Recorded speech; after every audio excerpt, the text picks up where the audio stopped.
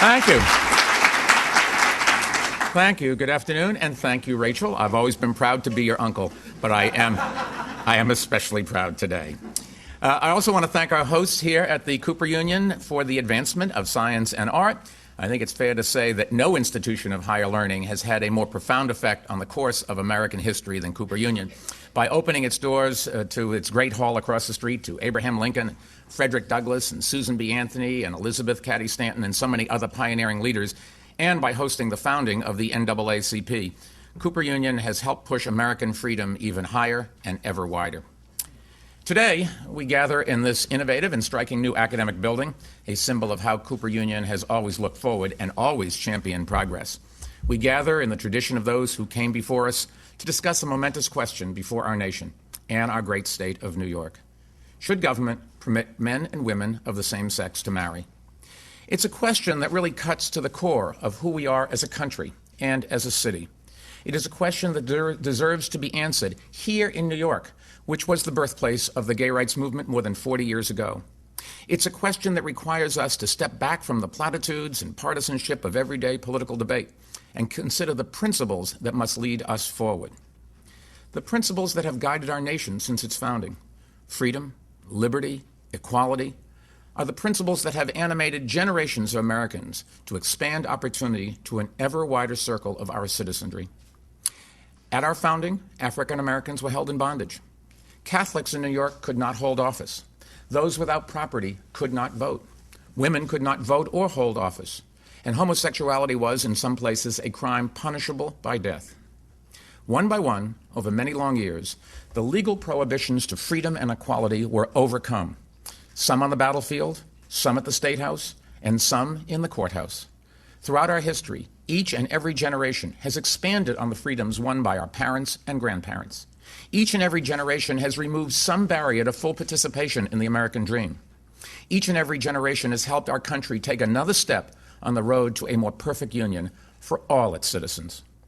That is the arc of American history. That is the march of freedom. That is the journey that we must never stop traveling. And that is the reason that we are here today. The next great barrier standing before our generation is the prohibition on marriage for same-sex couples. The question is, why now? And why New York? I believe both answers start at the Stonewall Inn. When the Village erupted in protest 42 years ago next month, New York and every other state in the nation, save one, still had laws in the books that same-sex relationships were a crime. A couple could go to prison for years just for being intimate in the privacy of their own homes. For men and women of that era, an era many of us remember well, being in a gay relationship meant living in fear. Fear of police harassment, fear of public humiliation, fear of workplace discrimination, fear of physical violence. Today, in some places, those fears still linger. But as a nation, we've come a long way since Stonewall. Today, two women in a committed relationship who years ago would have hidden their relationship from family and friends will instead take part in a wedding ceremony in front of their families and friends. Today, two men who are longtime partners who years ago would never have entertained the idea will adopt a child and begin a family. Both events are possible because thousands of courageous individuals risked everything to come out and speak out. And because they did, because they organized and protested, because they poured their hearts out to friends and families and neighbors, they stood up for their rights and marched for equality and ran for office. Laws banning same-sex relationships have been struck down by the Supreme Court.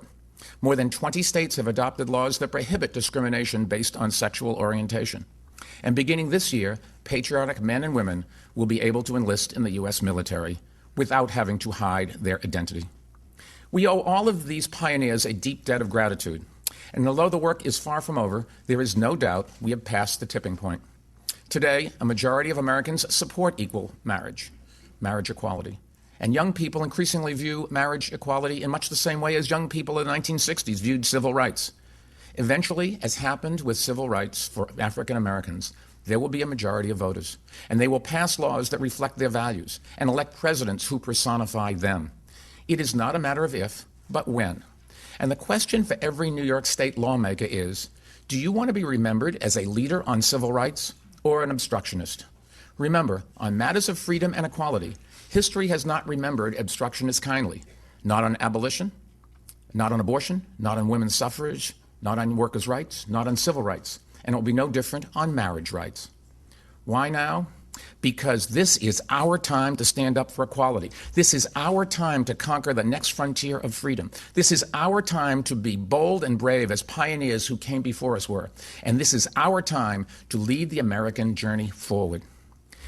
You know, it's fitting that the gay rights movement began in our city because New York has always been at the forefront of movements to expand American freedoms and guarantee American liberties.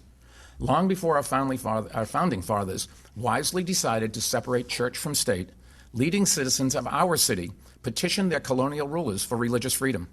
Long before Lincoln signed the Emancipation Proclamation, many New Yorkers, including the founder of this college, Peter Cooper, crusaded against slavery. Long before the nation adopted the 19th Amendment, New Yorkers helped lead the movement for women's suffrage.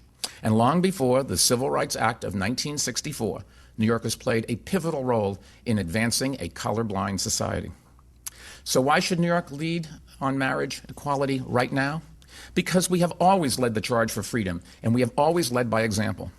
No place in the world is more committed to freedom of expression, religious, artistic, political, social, personal, than New York City. And no place in the world is more welcoming to all people, no matter what their ethnicity or orientation. That's what always has set us apart. In our city, there is no shame in being true to yourself. There is only pride. We take you as you are, and we let you be who you wish to be. That's the essence of New York City. That is what makes us a safe haven for people of every background and orientation, and a magnet for talented and creative people. It's the reason we are the economic engine for the country and the greatest city in the world. But it is up to us to keep it that way. As other states recognize the rights of same-sex couples to marry, we cannot stand by and watch. To do so would betray our civic values and history, and it would harm our competitive edge in the global economy. This is an issue of democratic principles, but make no mistake, it carries economic consequences as well.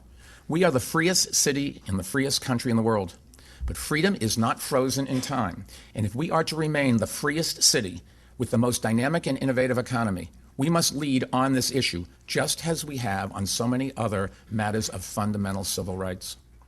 Now, in talking to state legislators who do not yet support marriage equality, I can sense that many of them are searching their souls for answers. And in all fairness, they are torn. Like all of us, they have friends and families and colleagues who are gay and lesbian. They know gay and lesbian couples who are deeply in love with each other, many of whom are loving and devoted parents as well. They know those couples yearn to be seen and treated as equal to all other couples. And they often hear from their own families, especially their children, this is a civil rights issue. I hope they listen carefully to their kids and make them proud with their foresight and courage. Now, I understand the desire of some to seek guidance from their religious teachings, but this is not a religious issue. This is a civil issue. And that is why, under the bill proposed in Albany, no church or synagogue or mosque would be required to perform or sanction a same-sex wedding, as is the case in every other state that has legalized marriage equality. Some faith communities would perform them, others would not. That's their right. I have enormous respect for religious leaders on both sides of the issue. But government has no business taking sides in these debates. None. As private individuals, we may be a part of a faith community that forbids divorce or birth control or alcohol. But as public citizens, we do not impose those prohibitions on society. We may place our personal faith in the Torah or the New Testament or the Quran or anything else. But as a civil society, we place our public faith in the U.S. Constitution, the principles and protections that define it, and the values that have guided its evolution. As elected leaders, our responsibility is not to any one creed or congregation, but to all citizens. It is my hope that a majority of the state Senate will recognize that supporting marriage equality is not only consistent with our civic principles, it is consistent with conservative principles. Conservatives believe that government should not intrude into people's personal lives, and it's just none of the government's business who you love. Conservatives also believe that government should not stand in the way of free markets and private associations, including contracts between consenting parties. And that's exactly what marriage is, a contract, a legal bond between two adults who vow to support one another in sickness and in health. There is no state interest in denying one class of couples a right to that contract. Just the opposite, in fact. Marriage has always been a force for stability in families and communities because it fosters responsibility. And that's why conservatives promote marriage. And that's why marriage equality would be healthy for society, healthy for couples, and healthy for children. Right now, sadly, children of some same-sex couples often ask their parents, "Why haven't you gotten married like all of our friends' parents?" And that's a heartbreaking question to answer. And it's an early expression of the profound principle that sets our country apart, that all people are created equal, with equal rights to life, liberty, and the pursuit of happiness. That's the American dream. But for gay and lesbian couples, it is still only that, a dream. The plain reality is, if we are to recognize same-sex and opposite-sex couples as equals, that equality must extend to obtaining civil marriage licenses. Now, some people ask, why not just grant gay couples civil unions? And that's a fair and honest question, but the answer is simply unavoidable. Long ago, the Supreme Court declared that separate but equal opportunities are inherently unequal. It took the Supreme Court nearly 60 years after Plessy versus Ferguson, which upheld disparate treatment of non-whites, to come to that conclusion. But justice finally prevailed. It took the Supreme Court another 13 years to strike down laws barring interracial marriage, and another 36 after that to strike down laws criminalizing same-sex relationships.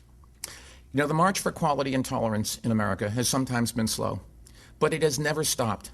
Since our nation's earliest days, when the Congress first adopted the Bill of Rights, the Constitution's protections of liberty have grown broader and stronger, and the law of the land has grown increasingly neutral on matters of race, nationality, gender, and sexual orientation. The inexorable progress is the genius of our constitutional system. In fact, we have had major social change without violence because the revolution that we seek is contained within our founding documents. We have no king to overthrow, only our own ideals to live up to. In the weeks ahead, I'll continue to do everything I can to convince our state legislators to take the long view and consider their place in history and consider the kind of world they want to leave their children. Governor Cuomo and Governor Paterson both deserve great credit for advancing this issue in Albany, and I strongly believe that just as New Yorkers are discussing and debating it openly, so should both houses of the state legislature. That's democracy, and the essence of democracy is a public debate and a public vote. New Yorkers have a right to know where their elected officials stand. We deserve a vote, not next year or after the 2012 elections, but in this legislative session.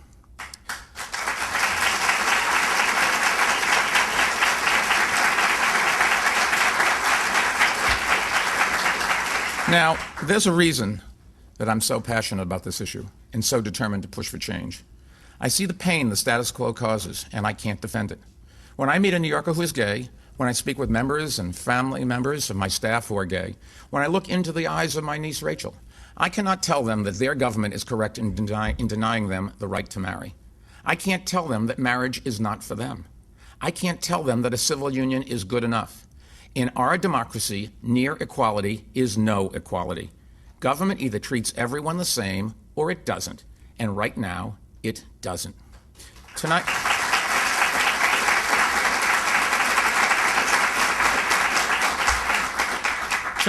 two New Yorkers who are in a committed relationship will come home, cook dinner, help their kids with their homework, and turn in for the night.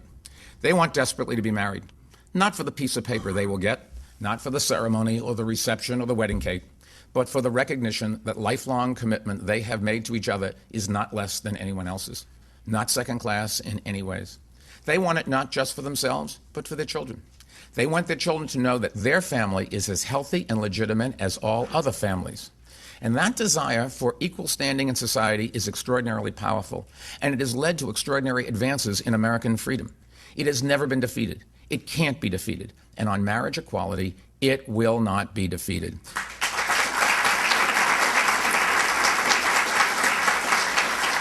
There is no retreating to a past that has disappeared. There is no holding back a wave that has crested, and there's no denying a freedom that belongs to all of us. The time has come for us to fulfill the dreams that exploded into Sheraton Square 42 years ago, to allow thousands of men and women to become full members of the American family, and to take the next step on the inspiring journey our founding fathers first began. Together, we can work across the aisle to pass a bill allowing all New Yorkers to walk down the aisle and lead our state and country towards a more perfect union. This is something that we have to do, and we have to do it right now. We are Americans, and this is what America stands for. Thank you very much.